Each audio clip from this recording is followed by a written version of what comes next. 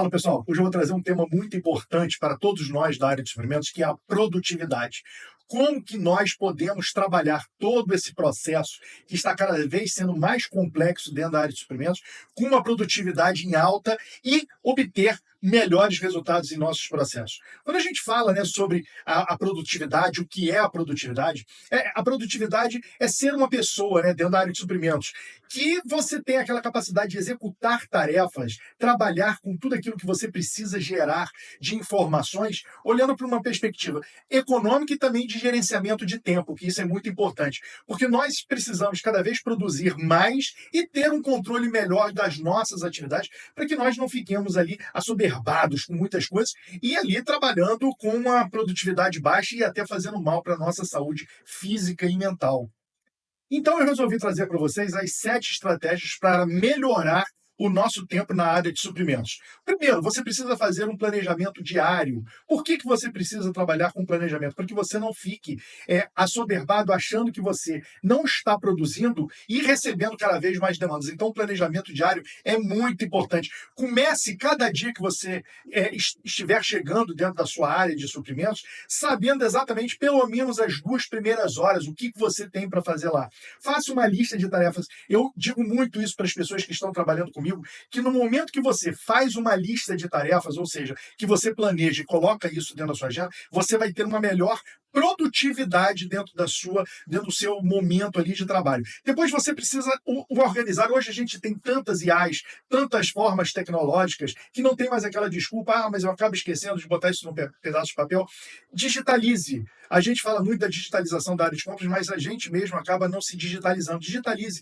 Pegue uma agenda eletrônica, um aplicativo de tarefas, um simples bloco de notas, que também tem no computador isso, hoje em dia, e escreva o que você vai fazer no dia seguinte. Porque quando você chega na sua área de compras, você pegando aquilo que você já deixou do dia anterior, você consegue ter muito mais aproveitamento. Reserve aqueles primeiros 15 minutos, como eu disse para vocês, para você revisar suas tarefas. Você vai definir quais são as mais urgentes e ter um acompanhamento disso ao longo do seu dia a dia de trabalho. Quando você começa a definir, então, essas metas claras e alcançáveis, você começa a estabelecer, né, o que é fundamental, você começa a direcionar, então, seus esforços para que você possa alcançar realmente aquilo que você precisa ser estratégico. Utilize de uma técnica que eu gosto muito, que é SMART, né, onde você vai especificar, você vai mensurar o que é alcançável e o que é relevante, ou seja, com um prazo ali definido. Você vai trabalhar, você quando coloca isso, né, dentro desse formato, né, que é o SMART, você cria objetivos que sejam realistas e também motivadores,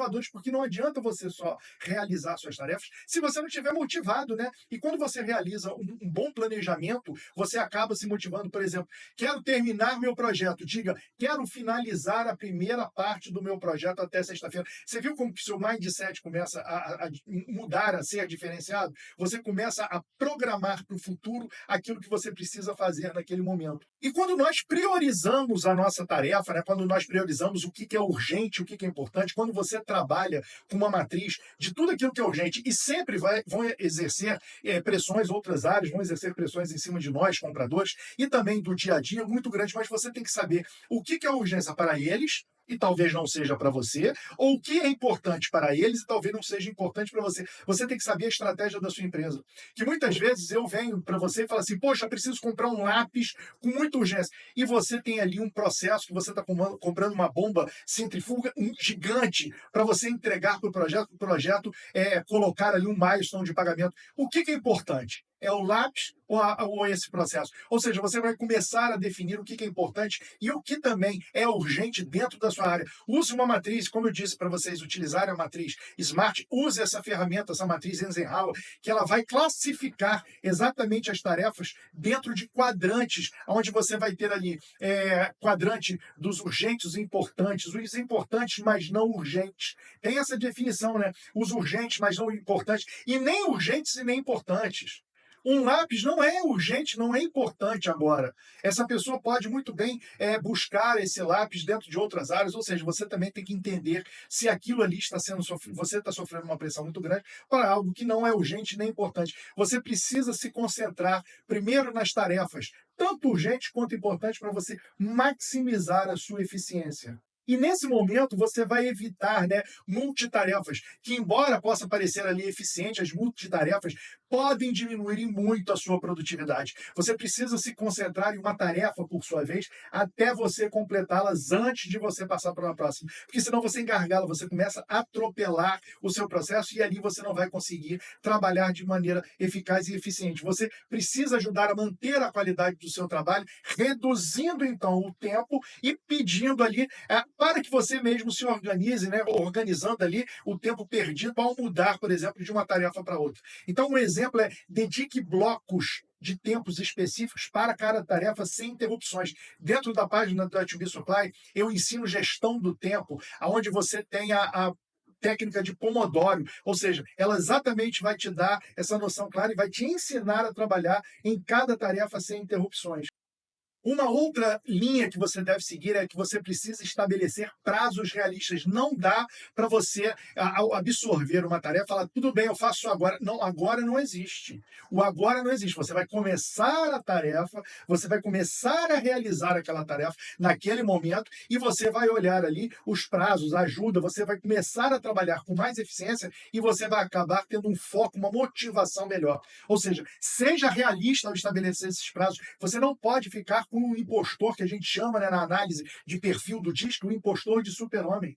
Você não pode imaginar que você é capaz de tudo. Não, não é.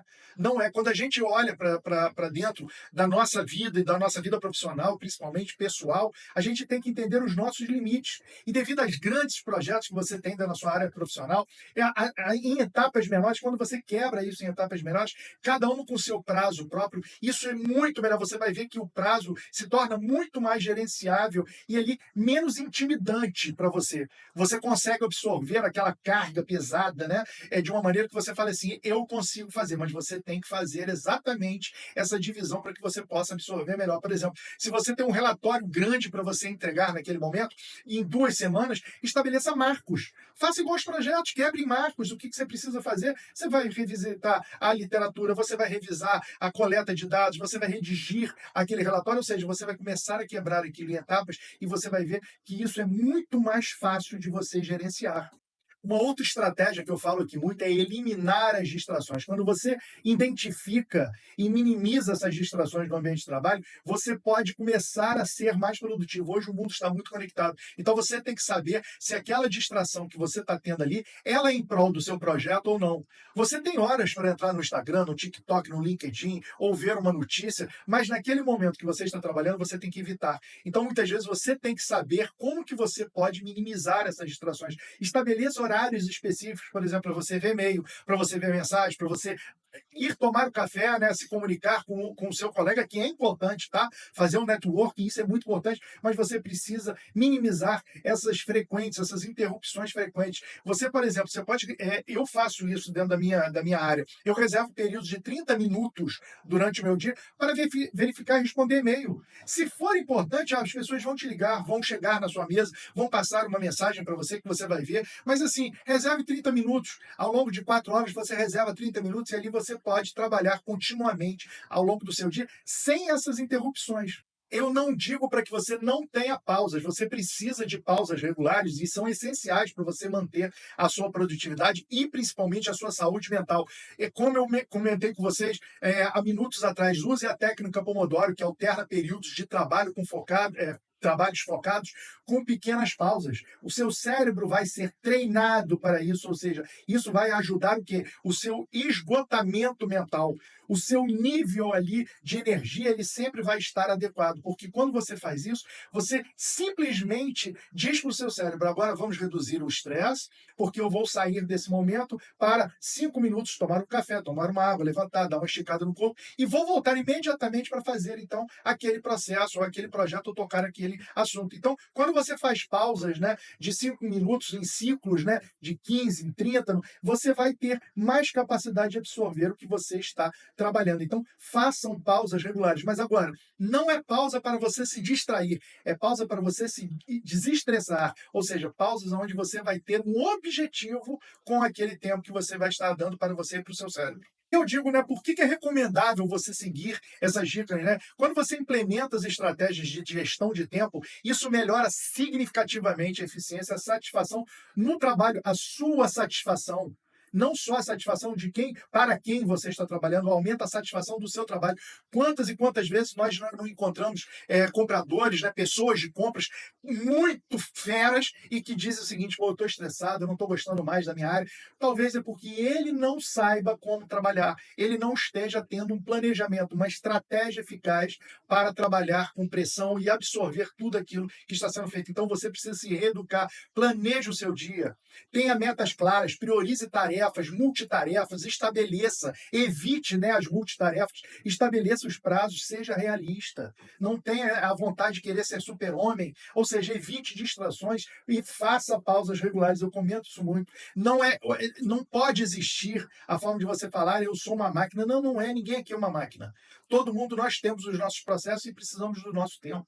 Ou seja, com essas práticas de otimização do tempo, você vai alcançar um desempenho muito melhor e superior dentro da sua rotina profissional. Você precisa trabalhar com mais eficiência e eficaz, mas para isso você também precisa ter o seu planejamento pessoal. E eu espero que vocês tenham gostado dessas dicas, essas 7 dicas de produtividade e consigam aplicá-las no seu dia a dia durante aí o seu momento de trabalho. Agora, vamos comprar. Tchau, tchau.